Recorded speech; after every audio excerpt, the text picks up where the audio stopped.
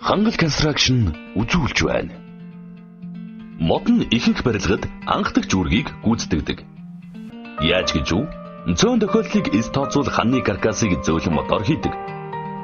Модон барилга нь хянд төсөр бөгөөд хувь хүмүүс болон барилгын ажилчдад ажиллахад хялбар байдаг.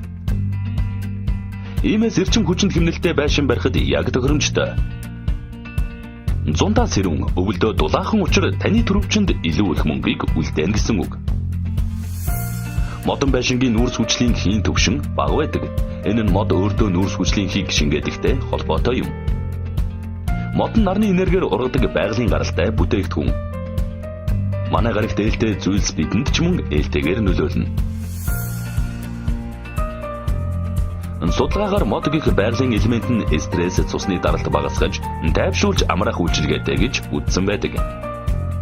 Эрүүл орчин, эрчим хүчинд хэмнэлттэй, хүссэн загвараараа барьж болдог гэд маш олон талын ашигтай юм.